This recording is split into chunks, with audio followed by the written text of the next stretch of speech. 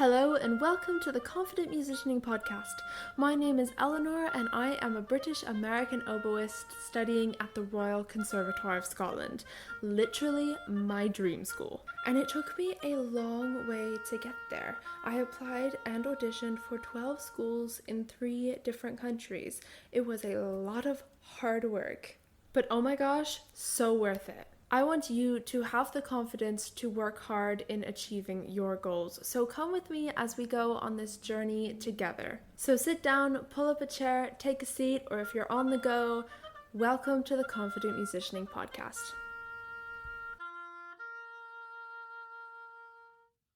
Hello, and welcome back to another episode of the Confident Musicianing Podcast. Thank you so much for being here. I'm so glad you are. Let's dive right into things. So basically, it's summer. It's summer! That's so exciting. I just finished my first year playing oboe at a conservatoire, studying oboe at a conservatoire. It was a crazy year full of wins and also loses, full of growth and failure but it was just so good and I'm so grateful for it. And now it's summer, and you know what's weird about this summer, right, is that there's really not that much structure for me, at least, because I study at a conservatoire and it has term dates and the term dates end over the summer. I don't have oboe lessons. This is the first time in literally forever that I actually don't have oboe lessons every single week. I think I started oboe lessons at 10 or 11. So yeah, it's been a long time of just every single week having that check-in, having that lesson. And now it's not there, right? My lessons start back up again when school starts. And it's left me feeling kind of bewildered. I don't know if that's the right word. Kind of not stressed, but whoa, this is a crazy feeling. No one is checking in on me. Do you know what I mean? No one is. I don't have to prepare things for things every week. It's a very strange feeling, and it got me thinking. I really need to structure my summer a little bit, because it's going to be so easy to just roll through summer without any structure and, at the end of it be like, what actually happened? just become just so confusing. And so that is kind of what today's episode is about. How we can structure our summer, how I am structuring my summer, and, I hope that it gives you some thoughts on maybe how you can structure yours. As always, all of our summers, they're going to be different, right? And every summer throughout every year, it's going to be different. What I was doing last summer was preparing to move to the UK. I was super duper busy. Right now, I'm not planning any international moves. So it's a little bit of a different summer, but let's just dive right into it. For me, I would always fill my summers up with jobs or courses or just things like that. I remember when I was in high school, I would do classes over the summer, not because I was failing classes or anything, just because I wanted to do more classes. I remember I wanted to do so many different music classes that it actually bumped the other classes that I had to do, and there were options of doing them over the summer. And so every summer, I was still in school, basically. It was just on my own school. Honestly, I look back and I'm like, wow, I was so motivated as a 14-year-old. As a 14-year-old, I was super duper motivated, and that I'm just like, wow, she was really focused. But I would always fill things up. These past 2 summers, I have had a summer job, and that really made me focus, because then, when I got home from my summer job, I had to practice and I had to, make sure that I focused on that as well. So there's definitely been my fair share of filling things up. But I think a good thing to focus on is how we're going to structure our practice in the summer. So I think the one thing that I am doing this summer that I haven't done before, because all of my other summers have been me still having lessons every week. And so it hasn't really felt like a summer off from oboe as such. And I don't think this summer is a summer off from oboe. I'm not stopping playing oboe. It's very important to keep that up. But now that I don't actually have lessons every week, I've realized that this is an opportunity for me to, on top of, etudes and fundamentals and the things that I am continuing to work on, I can kind of experiment with things that I might not have had time for during the school year. So for instance, that includes for me learning different structures when it comes to jazz. Right now, I've always loved jazz. I've always grown up with jazz. And I've always wanted to kind of play jazz on the oboe. And this is something that it's always just been in the back of my head, but I've never really had time for it. And I've never really had time to kind of learn how jazz is structured when it comes to playing it as such. And that's what I'm doing. Like during my time in the practice room, after I finished my fundamentals and my etudes and the things that I need to work on, I will, spend some time just doing improv or focusing on, blues structures. I've been doing that a lot recently, and just learning about things that interest me.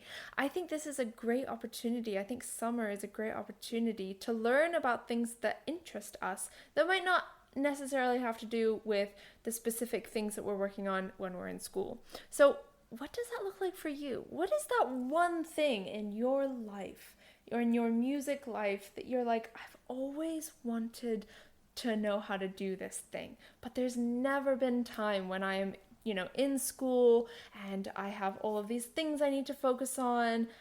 There's never been time. What is that one thing for you? It might also be jazz. It might not.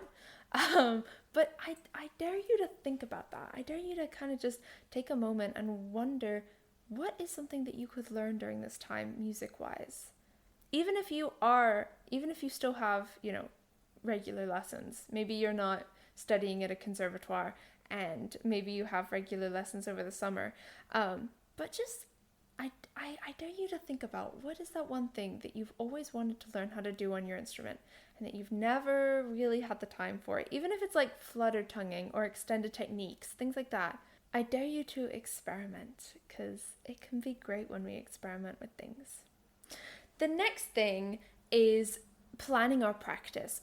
Practice planning, I think, is so important, because over the summer, especially if we are in school and then we're not, and maybe we don't have other things in the summer, we can feel like, oh my gosh, we have so much time. And then you're like, okay, this is a great opportunity to practice, but then you don't know when to stop, because you're like, oh my gosh, I have so much time. I should keep going. And that is never a good idea. Do not ever push yourself too far. That is never a good idea. So I think a great way to work through that is actually planning your practice, planning what you want to do for the day. And then because you have a plan, you know when you're done. You know when you're done, you know when it's done, and that is really, really helpful. And the tool that I use when planning my practice is a notable practice journal. This journal is so helpful. Not only can I plan my practice, but I can also reflect. There are reflection questions, there is a reflection section, so that I know what went well and what didn't go well. So for the next practice session, I can improve like literally every single time.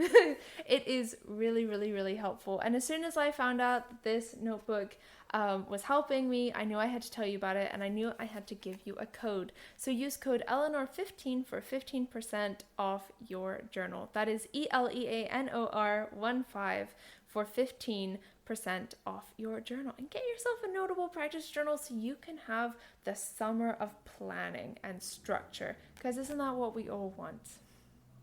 You know me, I do not recommend anything that I don't absolutely love. This code is an affiliate code, which means that I do receive a commission with no extra cost to you. And the link for getting your journal will be in the show notes. It will be in the description. So make sure you go check that out, because literally planning practice is so helpful, and not only in terms of, knowing what to practice, but also looking back. If you feel like, and I know you know this feeling of feeling like, oh my gosh, what did I actually practice this week? I feel like I got nothing done. When you have planned it out, you can literally look back and be like, oh no, I did things. I did plan these things, I did practice these things. It's really helpful, especially when our brain starts to spiral out of control in terms of thinking, oh, I've done nothing this week. So, yeah, it's very helpful. The next thing is planning other things as well. This is really helpful. I think when we feel like we have all the time in the world to practice, it's really helpful to plan other things into our day as well. These can be music related. So for instance, theory study. This is something that I am going to be planning into my day. Time to study theory.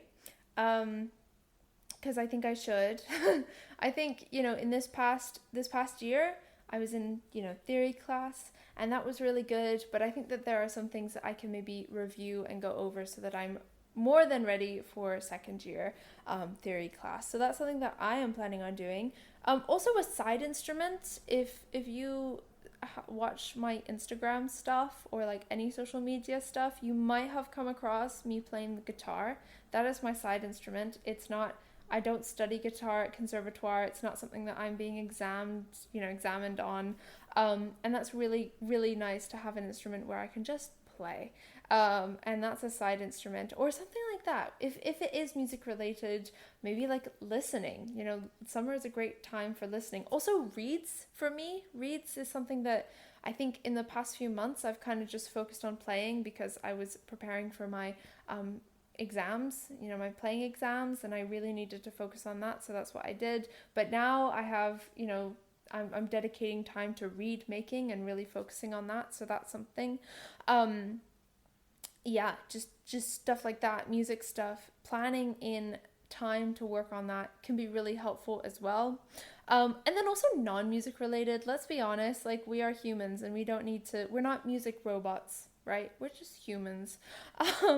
And so something else that you're maybe interested in learning. I remember when I was 14 and I had a schedule conflict in high school, and the way for me to resolve this schedule conflict was to take a class over the summer, take a German class over the summer, so then in the next year I would be in like German for the year ahead of me. And I was so excited to do this because I love language learning. And yeah, I just took a literal high school course that's supposed to last 9 months and 3 months of summer. So that was crazy. I was very busy. But things like that, just like other things. So if you want to take a course, if you're interested in things that, if you don't have time to do during the school year, like, I don't know, pottery maybe, or just things like that, whatever you want to do, this is a perfect chance to do that. And then you can balance that out with your practicing so that, you have something that you're focusing on other than your instrument, and so you don't burn out, You can also balance that out with a job. Let's be honest, like a summer job is really helpful. It's really good. I have had summer jobs. For the past 2 years, I did a summer job, and it was really helpful because the summer job that I had in the past 2 years, I cleaned a high school. So I literally just I cleaned a high school. That was it. And it was really, for me, I mean, there's always pros and cons about jobs. And I love to find the pros, in things. And a pro for me was definitely the fact that I could listen to things. So I listened to podcast after podcast after podcast. And for me, I mean, that was helpful because then I also listened to music. I listened to a lot of excerpts, oboe excerpts, things like that. That's a great way to spend the time with that. That was just like a pro for that. But yeah, getting a summer job is really helpful as well. So yeah, just think about things that you're interested in. I dare you to think about what other than music are you interested in? And if you honestly cannot come up with something, which is totally fine, that was me, we've all been there. I challenge you to maybe find something, try things out, take a class, get involved in something, and see what you like and what you don't like, because it can be really helpful, especially in the summer, to have something that you do that is not music related. It's really good to balance it out.